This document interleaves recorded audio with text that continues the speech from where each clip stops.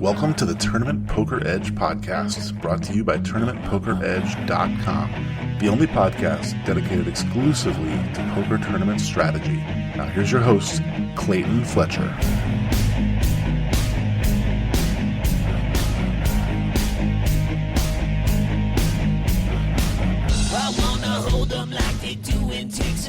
Hello once again, everybody, and welcome to the Tournament Poker Edge podcast. I'm your host, Clayton Fletcher. Happy as always to be bringing you another episode of what I hope is quickly becoming your favorite podcast. It's definitely my favorite podcast and has been for many, many years, long before I was your host.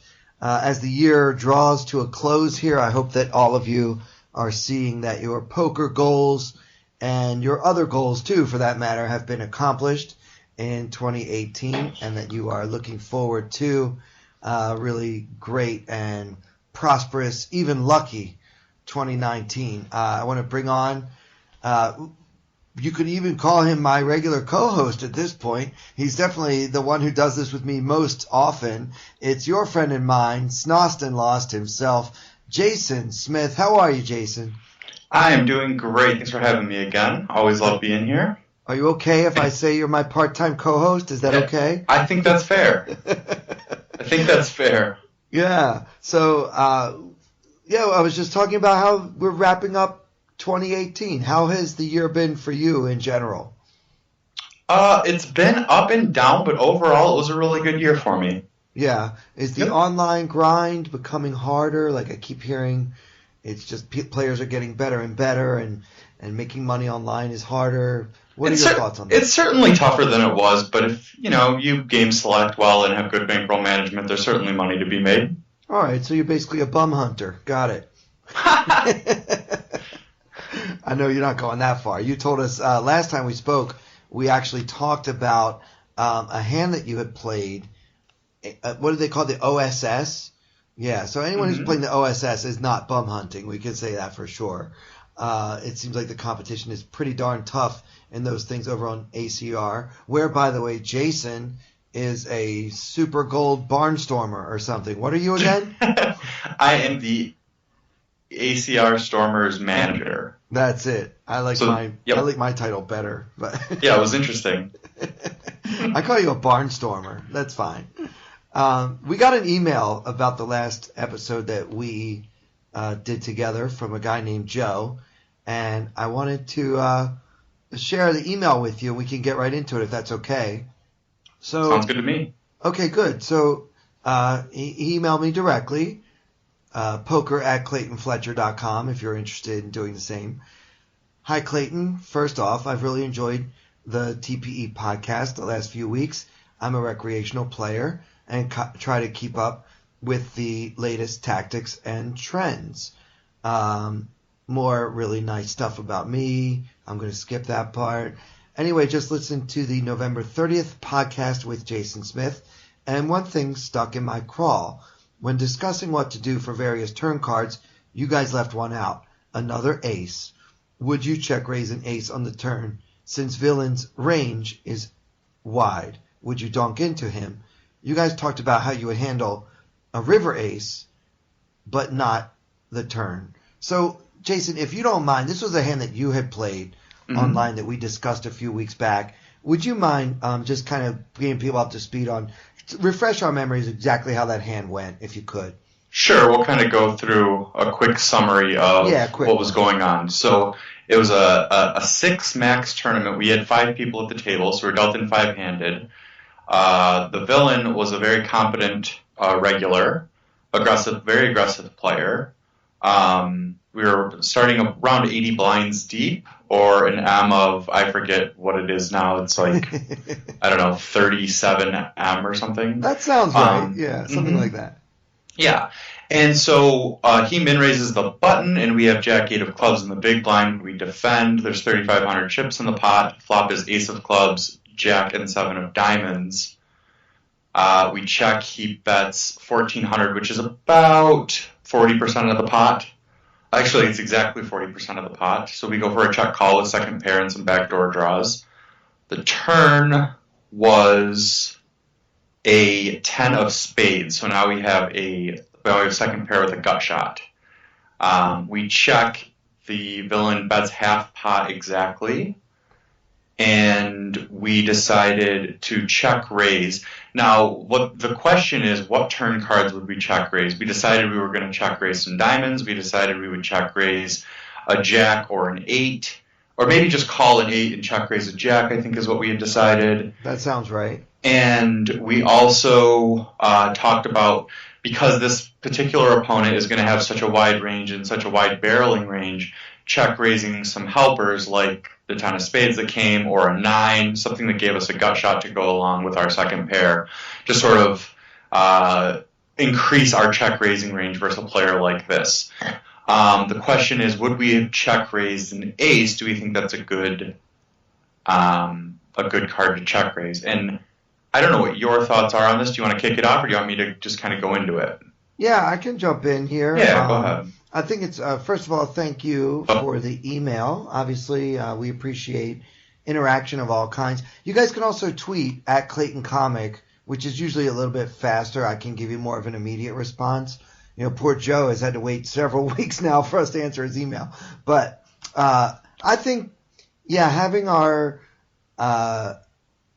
we didn't talk about how we would handle another ace on the turn.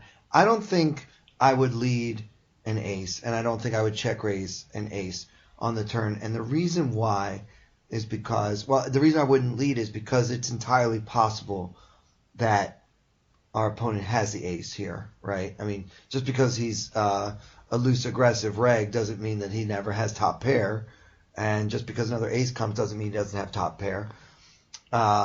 And we don't block any aces because we don't have one, so he could very well have an ace that he's betting this way.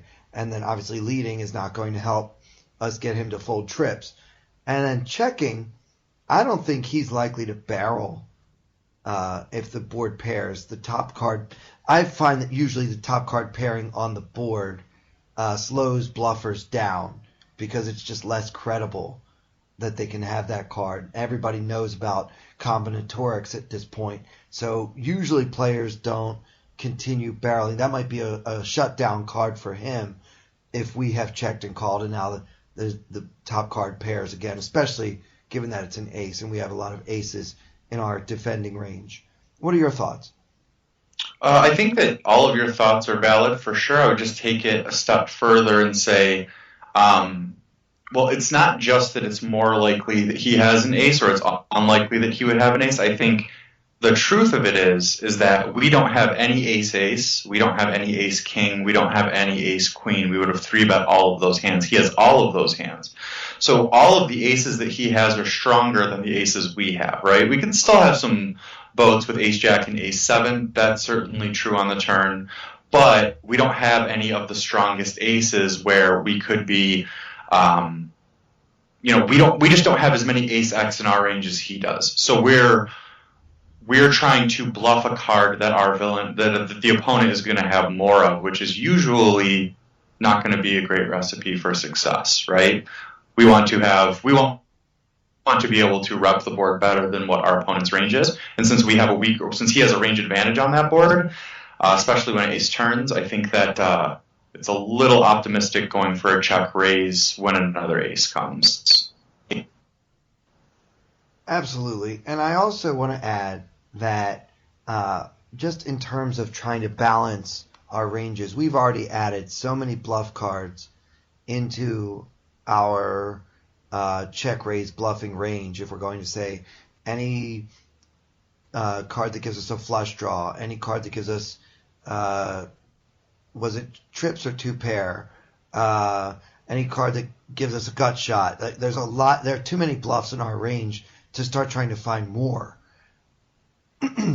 I think the problem I was having with this hand was having enough value in our check raising range, not trying to find more bluffs. Yep, I agree.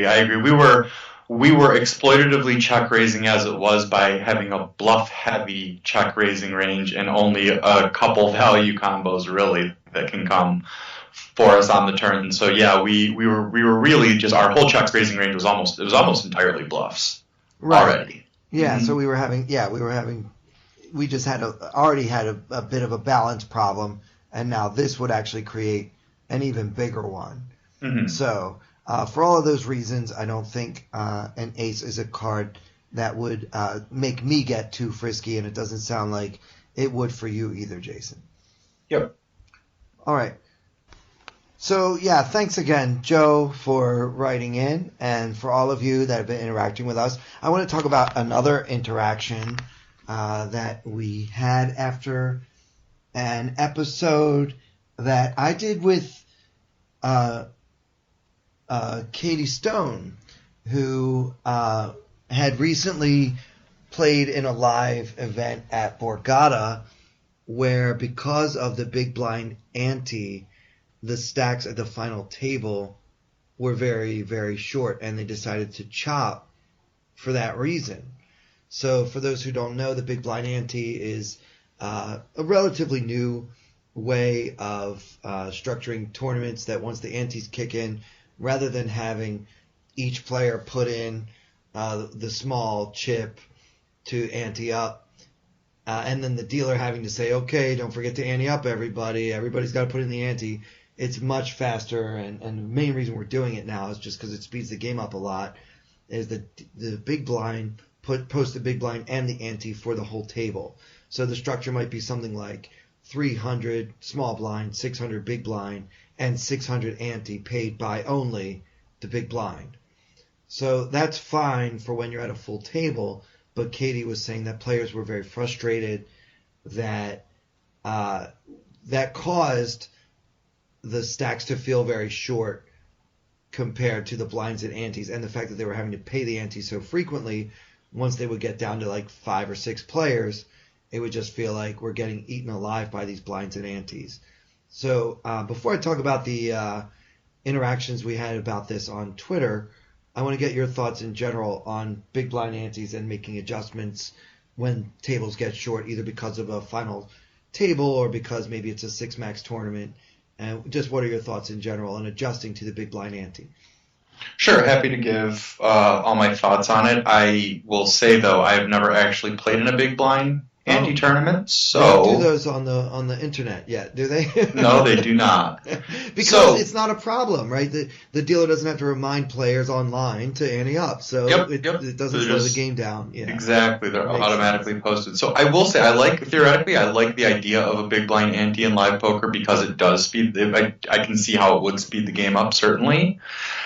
I would ask a question or two, though, about this particular final table. Now, was it an issue of the structure of the tournament was just built too fast, and so it was going to be crapshooty because of that? Or is this a normal issue that we're finding at big blind ante-final tables where the final table is much more likely to really press the action? The answers to both of your questions is yes. So was this a problem with this tournament because of the structure of this tournament? This was, I think she said, a $300 and some buy-in. Mm-hmm. So a little bit faster pace structure, probably. It's going to be a little bit more turbo to begin with, but then it felt for the players that remained at the very end even more so because of that. But it's also something that's been coming up a lot. It's even leading some players to have opinions such as maybe when we get down to the final 2 or 3 tables, we should reduce the size of the ante. So maybe keep it at 300, 600, but now we'll just pay a 300 ante instead to kind of make it feel a little bit more play. So yeah, what are your thoughts on that? Or what if they just kind of merge the two sort of structures where you have like there's a normal ante and then the big blind ante, and the way you merge them is you say, okay, this is what the ante is, and it'll be a normal size ante, whatever the normal is for the old structure. And then the big blind is just responsible for paying all the antes for the players at the table. So if the big blind is 1,000 and the ante is 100 and you're dealt 6-handed, then the big blind would post his big blind of 1,000 and then 600 for the antes for the table. Okay. Yeah, that might get into... I think it's a strong suggestion and probably something that someone has probably considered. Mm-hmm. And I think where you might get into trouble is that when they race off chips, then you might not have the right denominations left to be able to do that. Well, so then they would just have to race off chips in terms of what the structure is, just like they used to do, but now instead of everybody anteing one of those chips, you just have one person. Right. So it still can speed the game up, but the dealer just has to be more on point with, okay, there's 7 people at the table, so this is what you owe me, big blind, and they just have to remind the big blind every hand, just one player, this is what the ante is. This is what the ante is, you know? Right. So Katie's point, I agree with you. Katie's point is, when you get to a final table in any Borgata, Fall, Poker, Open event, or any other major casino tournament series, even if it is in one of the smaller buy-ins, the players shouldn't feel like, oh, we shouldn't play, because they didn't want to have a big crapshoot with 40,000 up top. So they just did basically whatever, however many players were left, they just chopped it. I think 6 ways they chopped it, because they felt that the structure was now such that it had become too much of a turbo. But my point, and where I started getting a little bit, I guess, controversial, if you can use that word for this type of discussion, was that it's the players' fault that the blinds and antes have gotten so big because they didn't take enough chances earlier in the tournament. So if you know that when you get to the final table, your M is going to be 6, if you don't start getting to that final table within the next hour or two, and you still choose to fold in spots where, marginally you could have decided to raise or fold, and you take the more conservative route, then I think you pay for that at the end of the tournament by not having more play at the final table. I mean, the rules of the game are laid out on a sheet of paper before they even start playing. So we all know what's going to happen. And we need to start adjusting as players to maybe treat a tournament like this as even more of a turbo. I mean, generally speaking, you want to take more risks in a turbo, right? Well, I don't know if you want to necessarily take more risks in a turbo. You definitely want to, just keep considering your M or big blinds in every situation you're in. I don't know. I think that there's probably different schools of thought on this subject, but I think for me, my strategy in turbos is always, just play in the moment that you're in and don't play for the future. You know what I mean? Like, don't think about what the blinds are going to be in X amount of minutes. Think about what the blinds are now and how that affects your decision, because you're still only, you're playing for a pot the size of what the pot is right now. You're not playing for a pot in the future, right? Yeah, that's a good way of looking at it. But let me just push back on that just a little bit and see exactly. No, let me take your pulse on that a bit. If I'm playing in the main event and my M is 12 and it's going to be 12 for the next 2 hours, and I'm close to 100% sure that I've just been presented with a coin flip for all my chips, I'm probably going to feel, unless I really think that I'm at this killer table of sharks, that I can find a better spot than getting into a coin flip where I haven't really entered the pot yet. So, trying to simplify, not have too many variables to consider.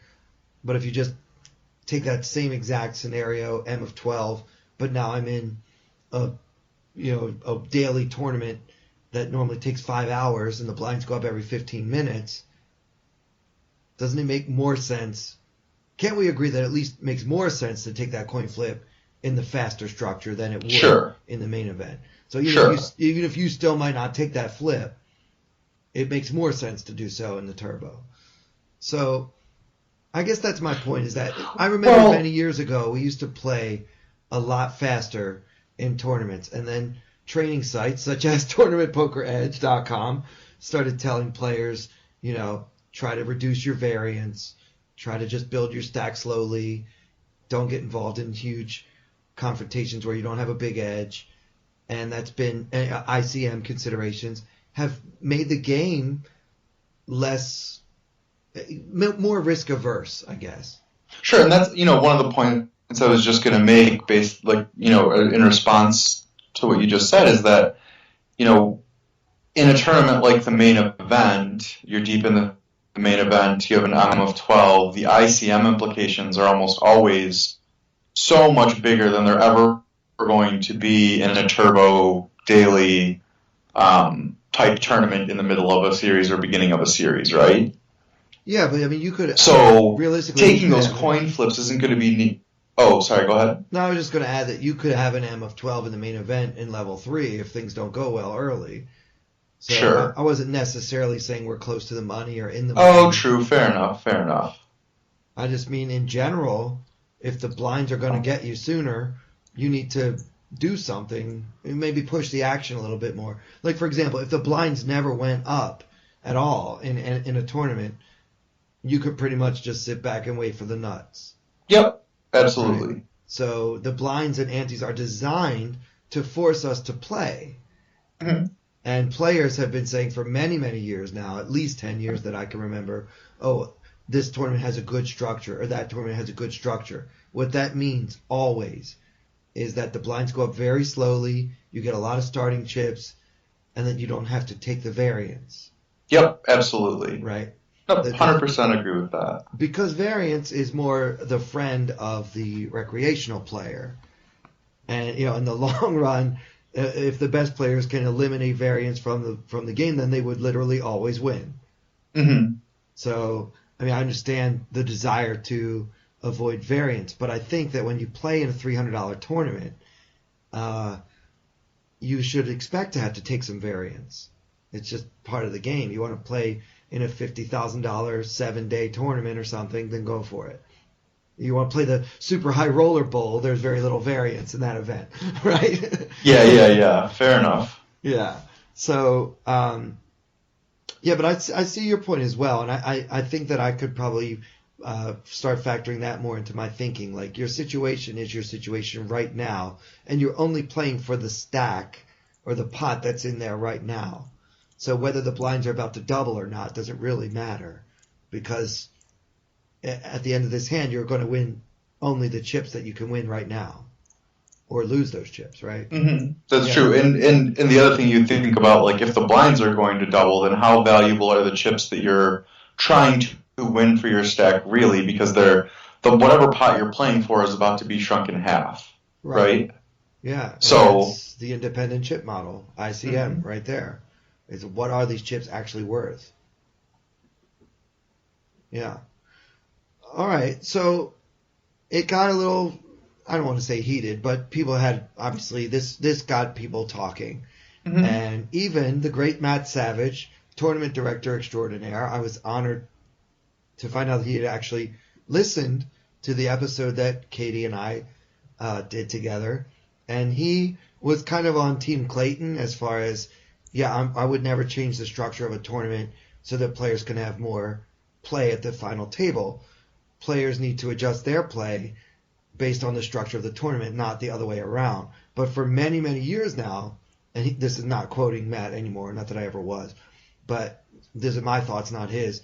For many years now, players have had it the other way, because the casinos are fighting for our tournament buy-in dollars and entry fees associated with them. So they've been trying to please us. And that's why you see tournament series called the deep stack, the mega stack, the almighty stack, the ginormous stack, because players want to feel like they don't have to deal with any variance, or as little as possible. I mean, obviously we know we have to deal with some, but it's interesting. This big blind ante could have the unintended consequence of maybe speeding up poker tournaments in general a little bit.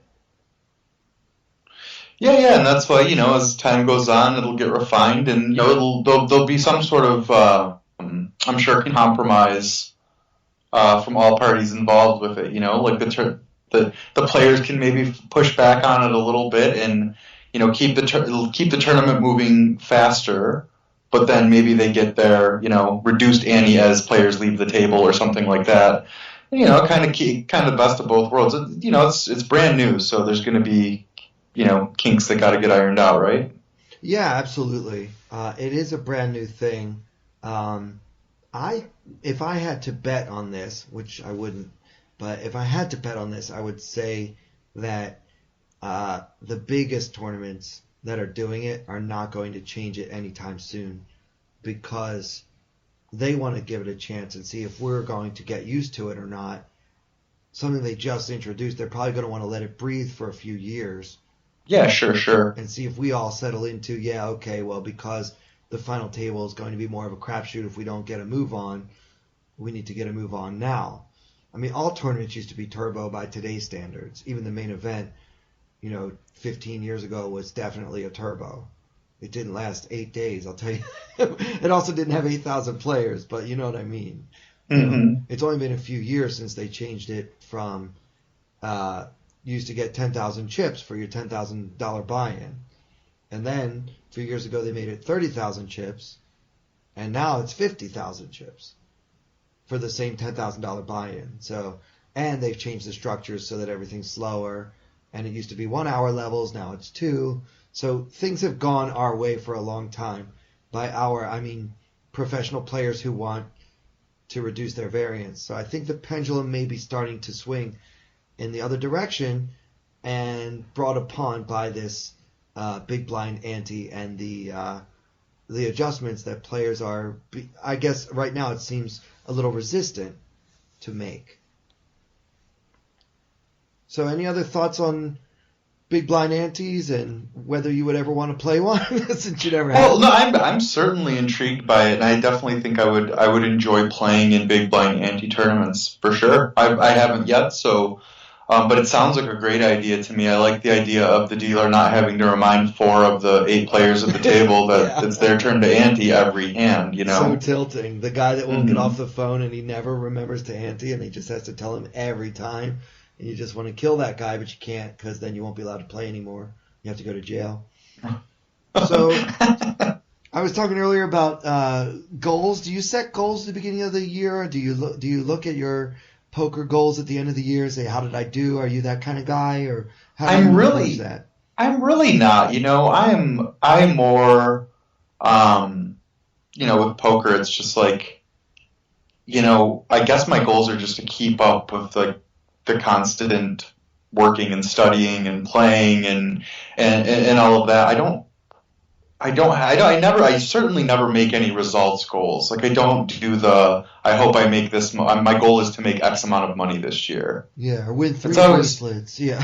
Yeah. It's tough too in tournaments to sort of know how things are going to go for a given year because there's so much variance involved. It's like,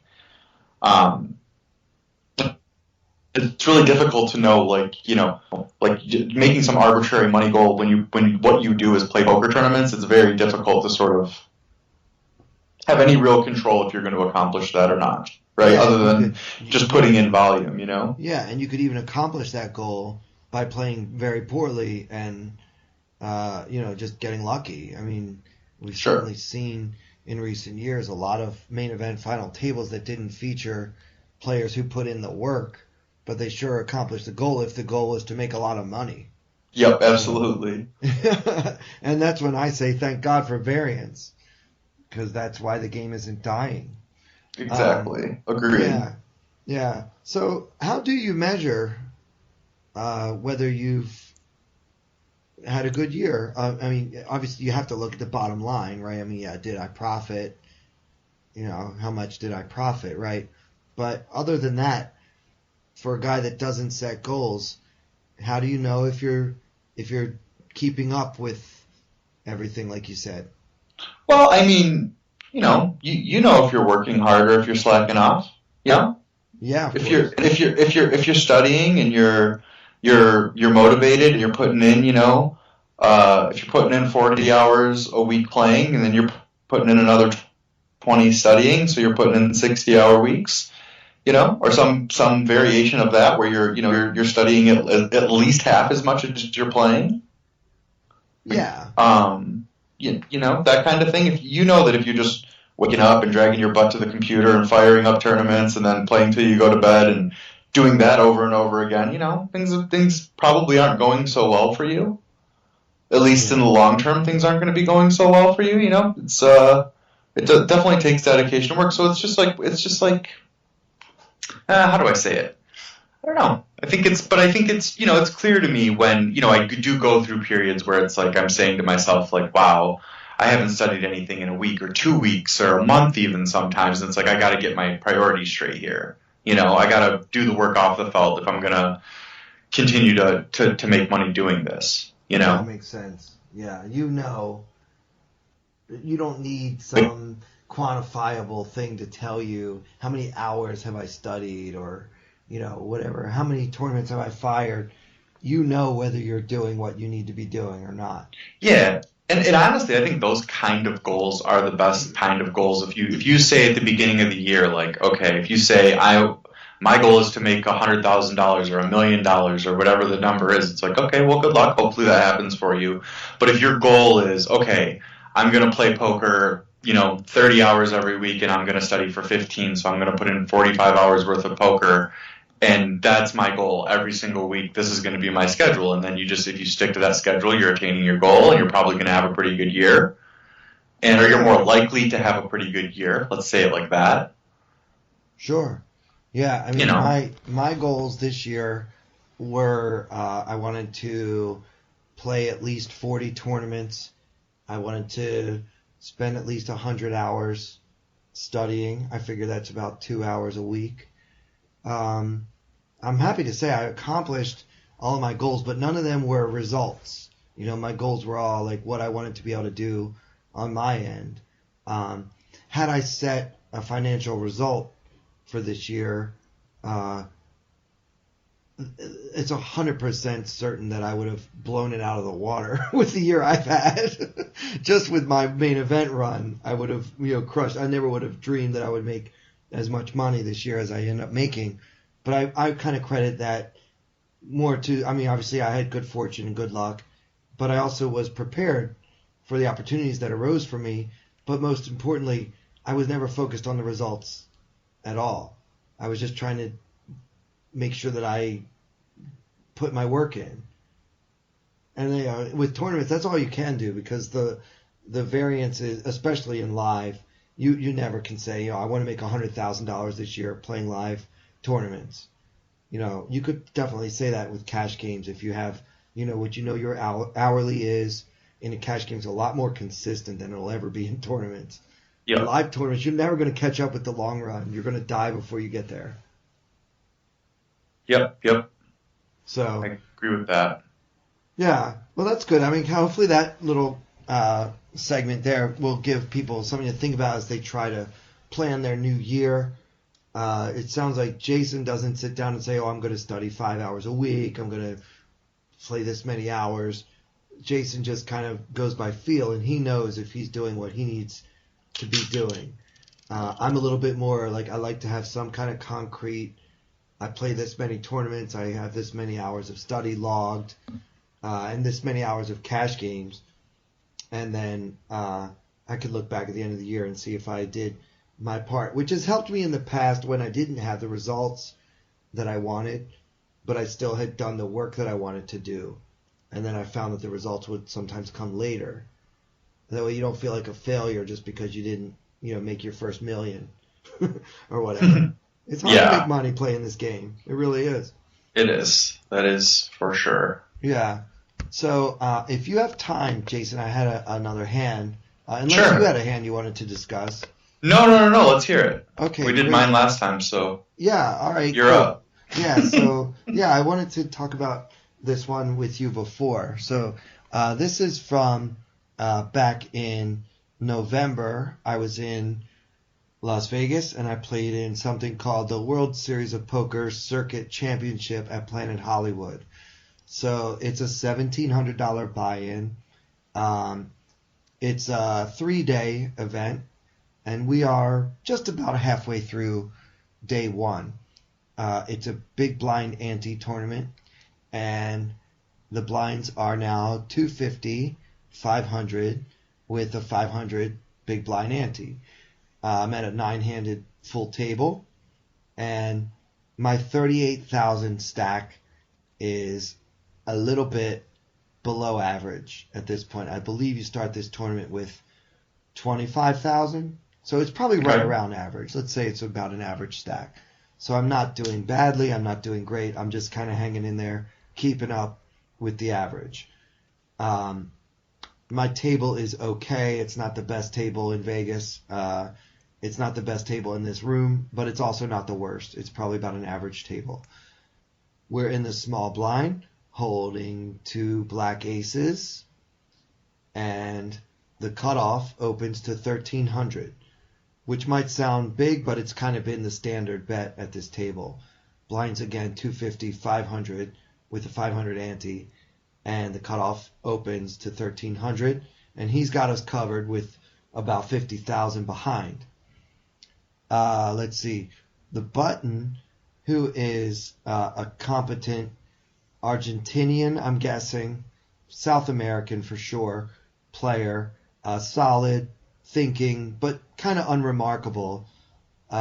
Just kind of like what I would consider like a standard type reg, like he's probably on the circuit, playing in all of these World Series of Poker circuit events all the time. He's on the button. He raises to 3,500, and he starts this hand with only 18,000. Mm-hmm. So now it's on me, holding pocket aces in the small blind. So again, it's a cutoff open to 1,300, and he has us covered, and the button 3-bet to 3,500. Okay. So there's, 35, 48, 58, 6,050 in the middle. And it's your turn.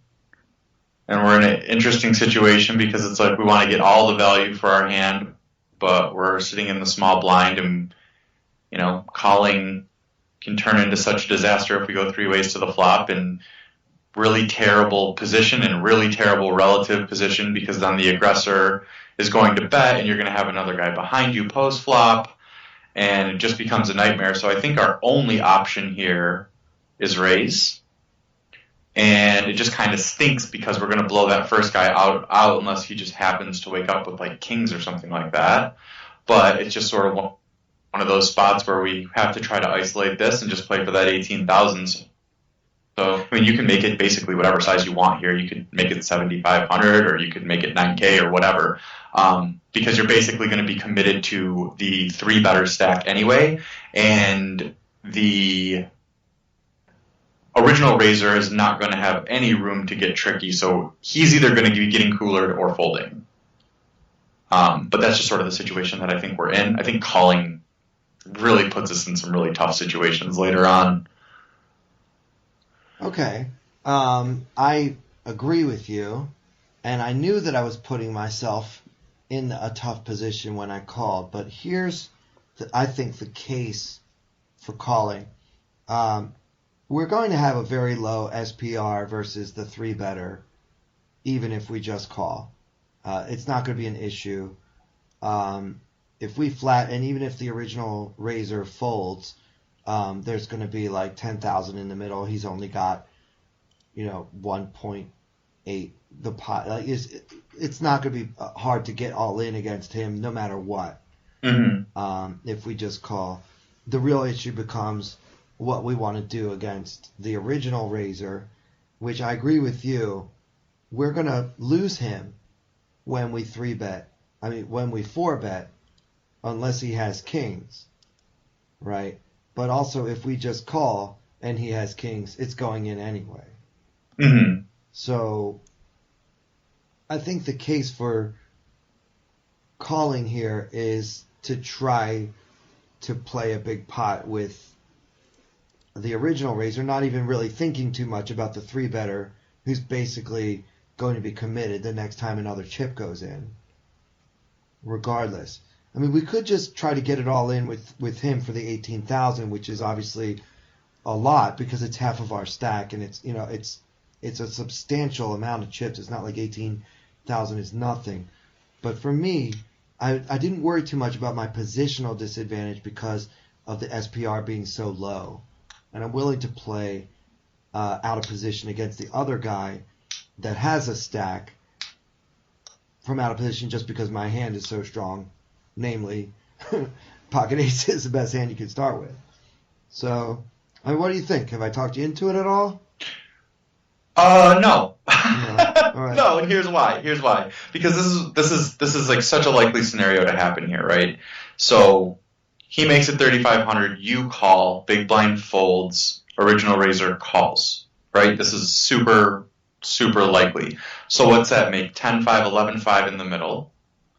So the flop comes whatever the flop comes. But say it's something weird, like just some middling board, Jack 10-7, Jack 9-8, Queen 10-7, something like this, right? Just some three kind of like upper middle cards, whatever, right? Yeah. You check, original raiser checks, three better goes all in, right? He's got just over a pot size bet, or he bets like 4,000 with the intention of getting in. Even worse, he bets 4,000 for us, right? So I guess maybe not even worse, but he bets 4,000. Now there's 15,000 in the middle, and do you raise? If you raise, what do you raise to? If you raise and the other guy shoves, are you ever good? Like your relative position to the aggressor pre-flop is really going to put you in some tough spots on some boards where maybe you want to protect your hand, but at the same time, while protecting your hand, you're opening yourself up to find out that you're beat and by that time it's too late. You've already done so much damage to your stack. It just puts you in so many spots on these types of boards where it's connected in any way that it's great if the flop comes like ace-6 deuce or king 5-5. That's great. It's a real easy board to play, right? But sure. What you fear is, but now if it comes Jack 9-8 with two diamonds and I have the black aces, I don't expect to lose my stack, to the guy that has 50K. Sure. So say something like this happens though. Like it comes Jack 9-8. Let's play out the scenario. Yeah. Check. Guy who 3-bet decides to bet 7,000. Right. I can't fold yet. I'll probably just call. Right. So you just call 7,000, and then the guy behind you makes it 20K. Right. We're out of here. So we just lost an extra 7,000. Okay, yeah. But then there's the issue of this, right? So we're out of there. We're just going to fold. We're going to cut our losses. But what if he makes it 20,000 with, ace 10 of diamonds on a one diamond flop with an open ender? Then we got outplayed, right? Yeah. So, that's the whole thing, though, is like on a board like that where there's so many draws, it becomes difficult to get away from our hand, but also, like, it's just such a high variance sort of situation. But anyway, those are my reasons for I would just 3-bet, because but the part of the reason I would 3-bet there too is because I wouldn't flat any hands there, to be honest with you. I would either be 3-betting or 4-betting, or folding pre. That is interesting. That's a very good point. And as I mentioned, the guy that I have pegged as an Argentinian, whatever part of South America he's from, he did say after the hand concluded, he's like, yeah, okay, that makes sense. I was wondering what you flatted me with. So like you said, you wouldn't flat with anything. Mm-hmm. And the fact that I flatted, I guess it takes, for a good player, it raises a red flag. So he was especially wondering what I chose to just call 3,500 from out of the small blind with in this spot. So he was rightfully suspicious of my call. So we think we're being cute. I mean, I didn't really do it to be cute. I just did it to keep the bigger stack in. Sure, no. And that I do understand the temptation, because it always is sort of a frustrating predicament when you're like, well, if I 4-bet here, I'm going to lose a chance to double up because this guy can never, like, almost never continue, And like the guy who originally raised that we could actually double off of. And so you're sort of like, well, I'm limiting my value of my hand because I can only chip up by, 50% or whatever the number is.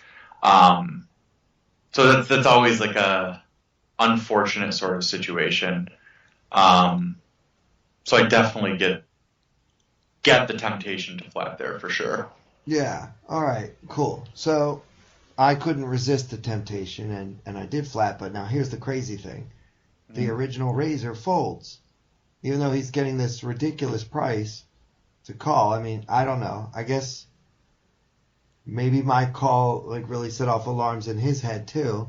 Or maybe he just opened with nothing and didn't feel like playing anymore. But, it only cost him another $2,200, and there's already 10,000 in the pot. right? Is my math off? There was, I think, 35, 75, 85 plus 13. Yeah, 9,800 in the pot. Yep. Yeah. So with 9,800 in there, he doesn't want to call 2,200 more. So that right there, I don't get. But he did fold. So now we are heads up with this guy that has a short stack, and his SPR is less than 2. So I guess that worked out just flatting anyway. So now we're heads up, and I did something I almost never do. Like literally have done it like 3 times in my whole career. I checked before the flop came out. I checked dark. Okay. My opponents don't know that I never do that. But my thinking here, and I wanted to get your thoughts on checking dark. Would you ever do it in a live tournament? Is it even possible to do it in an online tournament?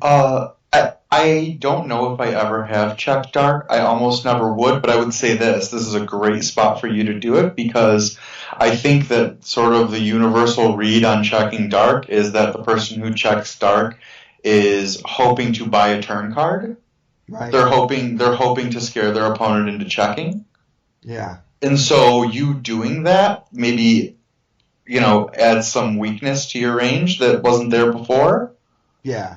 Yeah. And also, my opponent just has such a short stack that I feel like... you don't need 3 streets of value here. Yeah, I'm never going to bet, and so I might as well go ahead and try to get that weakness equity of checking before the flop even hits.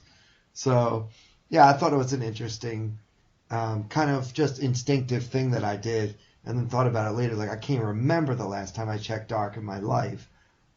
Why take a tool out of your toolbox, But in this case, I feel like I was putting one in. So, the flop comes king, queen, 6 with 2 clubs. Sorry, 2 diamonds and 1 club. So, we have the 2 black aces, remember? Mm-hmm. And with 9,800 in the pot, after I checked dark, my opponent bet 2,300. Mm-hmm. Is there anything that... What would your thoughts be if you saw that sizing? I mean, I think it's a totally fine sizing, considering there's 9,800 in the middle and he has, 15K behind? Yeah. Yeah. So he just wants to line it up for a pot size shove on the turn. So it makes his sizing make sense. I think his sizings have to be either that or a shove. Right. Like he either has to go for just over the size of the pot shove, or 1.5x pot shove, I should say, or just bet 2,500 or whatever. What did you say his bet was? Yeah, 2,300. 2,300. Yeah. Something really small, quarter pot, and then set it up for the turn shove, or get away cheap on a bluff if you happen to have a whiff there. Like maybe even he's betting a hand say 2 tens, hoping that you have a hand 2 jacks that you'll fold, or you'll have 2 overs like ace jack or something like that. He might be, he could be doing some things like that with some weaker hands, weaker parts of his range. But yeah, I think his bet makes total sense. So, I mean, if I'm you there, I think I just check shove. Yeah, well, that's what I did. Yep. I think we just got to get it in. Yeah, I mean, not to tell a bad beat story, but he has king, queen. Oh, man. Yeah, I end up losing the pot, but not the tournament on that hand. It was just kind of a sick hand. But I thought the interesting parts were whether to flat pre-flop. I thought would be interesting to discuss. And definitely the dark check factor there, which I thought was kind of interesting because I like the dark check there. Yeah. I think it's great because I'll tell you what, this is maybe, showing my ass a little here for if I play any of the listeners live. But basically, if you dark check in a heads-up pot against me and I'm in position, you can almost guarantee I'm betting the flop. Yeah, and I think most of us do. It's such a weak thing. Mm-hmm. A lot of times they'll do it with a small pair. They want to check dark and hope they hit their set so they can check raise or whatever. Yeah, or you see I know you've probably played against guys like this too. Usually they're wearing sunglasses and they just check dark every opportunity that they get. They just can't wait to say check dark. Yeah, they love it. They just can't wait. It's like for the love of the game. They just love to be that cool guy. Yeah. I've never been a sunglasses guy, but I've noticed in recent years that it used to be if you got to a table where everyone had on sunglasses, you were at a tough table. And now it seems like things have definitely shifted to now the most tables that have a lot of sunglasses are really good tables. Yeah. Because the players are scared, or they think, they saw it on TV 15 years ago that everybody used to wear sunglasses. Yeah, I feel like sunglasses have become passé a bit. And I think with a lot of poker players nowadays, like especially the younger generation, I think there's a little bit like a little bit of ego. Like, I'm going to let my strategy do the talking. I don't care about live reads. I'm going to let my strategy do what it does and look at me all you want. But, I just think I'm better than you. So I don't need that. And I've never worn sunglasses. It's more for me that I just think I look ridiculous wearing them. So, less about the poker and more just about I look like a freaking moron wearing them. But I can't be that guy wearing sunglasses indoors. Right. The Secret Service? I had an eye issue a couple World Series back, and where I had a real sensitivity to light for like a couple of weeks. I had antibiotics for it or whatever, and it was like going through the thing, but it was like it came on right before I left for Vegas, right? Oh, don't worry. Weed's legal now. It's okay. So I was wearing sunglasses because the light really hurt my eyes. But I was in a really terrible spot because I needed to wear sunglasses medically, but I couldn't see my cards. And you look like a massive douche. Yeah. I look like a douche. And I'm looking at my hand and I'm like, I literally can't. They look blank. Like, I literally cannot see what I have, Oh, wow. How'd you do that summer? I won 4 bracelets. Right, yeah, right. Seeing your cards is totally overrated, bro. Yeah, I just went with it, man. I just played blind all summer. Yeah, a net 16. I didn't even look at my cards. I won anyway. Oh, my God. That's amazing. Yeah, well, okay. So that hopefully that gives some people some things to mull over. Hopefully, if you ever have a problem that isn't cataracts and you need to go to Vegas for the World Series of Poker, you find some sunglasses that'll do the trick but aren't too dark. I think being a little too dark could be a problem. So Yep. Yeah. All right. Any other pearls of wisdom before we call it a day? I don't think so. Nope. I enjoyed being here again. I always like working with you. Yeah, me too. I'm very happy that you're willing and able to do it with me so often, and we get a good response on the episodes that we do together. Which reminds me, guys, if you're listening and you enjoy the podcast, if you want to do us a favor and just go ahead and give us a review on iTunes, you might think that that's not going to really change anything, but it actually could really help us climb the ranks of poker podcasts on the iTunes rankings, so that when people search for poker on there, they might find us a little easier, which would be a huge favor for all of us and a great way for you to say thank you for all of the free content that we are giving you every week. And also, please do consider joining TPE if you haven't yet. We have the greatest coaches. We have Jason Smith. We have Andrew Brokus. We have Corey Whalen, and on and on and on. So many unbelievable coaches on the site, and the price is very reasonable. So just log into tournamentpokeredge.com and sign up today. So for Jason Snostnlost, my favorite ACR Stormer manager of all time, and for everyone here at Tournament Poker Edge, I'm Clayton Fletcher. Thank you so much for listening.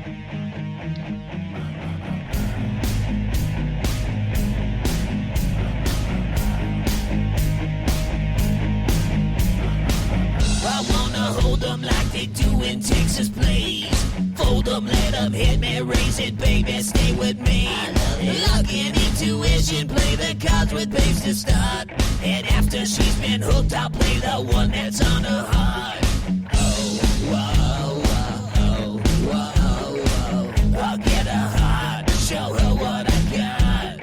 Oh, whoa, whoa, whoa, whoa. I'll get her heart, show her what I got. Can't read mine, no she can't read a mile. Poker face, she's got to love nobody.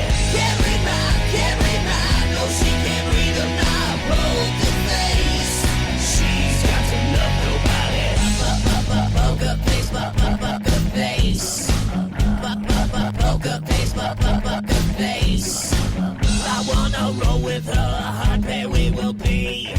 While little gambling is fun when you're with me. I love it. Russian roulette is not the same without a gun. And baby, when it's love, it's not rough, it isn't fun. Oh, whoa, whoa, whoa, whoa. I'll get her heart, show her what I got. Oh, whoa, whoa, whoa, whoa. I'll get her heart, show her what I got. Can't read mine, no she can't read a mile. Poker face, she's got to love nobody. Can't read mine, no she can't read a mile. Poker face, she's got to love nobody. Poker face, poker face. Poker face, poker face.